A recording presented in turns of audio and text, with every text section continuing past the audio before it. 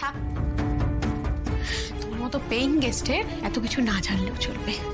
এই এক মিনিট দেখো, এইটুকু বলে থেমে গেলে চলবে না, পুরোটা বলতে হবে। কাল তো ওরা বলছিল, মানে বনলতা বলছিল যে একসঙ্গে শোয় না, আজ আবার কি হলো? আমরা অনেক ভুল করে ফেলেছি অনি। কৃষ্ণর সঙ্গে যখন বনলতার বিয়েটা ঠিক করেছিলাম তখন বড্ড বেশি তাড়াহুড়ো করা হয়ে গেছিল। মেয়েটাকে পছন্দ হয়ে গেছিল, ব্যাস ছেলের বউ করবো ভাবলাম। ওই মেয়েটার কোনো প্রেম আছে কিনা, ওর কোনো পাস্ট হিস্ট্রি আছে কিনা কিছুই জানার চেষ্টা করিনি। তুমি জানো, কৃষ্ণ বলছিল বনলতার কাছে না রেগুলারলি একজনের ফোন আসে, আর সেই ফোনটা এলে ও ভীষণভাবে ইরিটেটেড হয়, মানা করে তাকে ফোন করতে। মানে কার ফোন? আমি কি করে বলবো?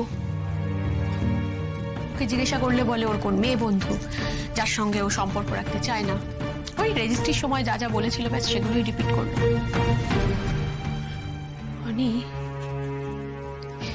আমরা কেন হই হই করে ওকে ফিরিয়ে নিয়ে এলাম বলতো? কৃষ্ণটা তো একদম উৎসাহী ছিল না।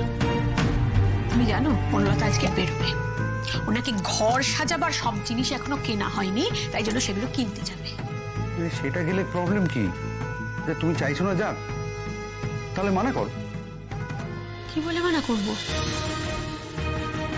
কি বলে মানা করব? পারলে আমি ওর পেছনে লোক লাগাই। সেই ছাড়ো না। আর এইসব ভেবে ভেবে তুমি প্যারানয়েড হয়ে যাচ্ছ। ওদের জীবন ওরা ঠিক সামলে নেবে, এত কিছু ভেবো না প্লিজ। দেখো, এই লাজু মেয়েটা চলে গেলেই না ওদের মধ্যে সব নর্মাল হয়ে যাবে। আমার মনে হয় এই লাজুকে নিয়ে ওদের মধ্যে একটা স্ট্রেস চলছে বলে।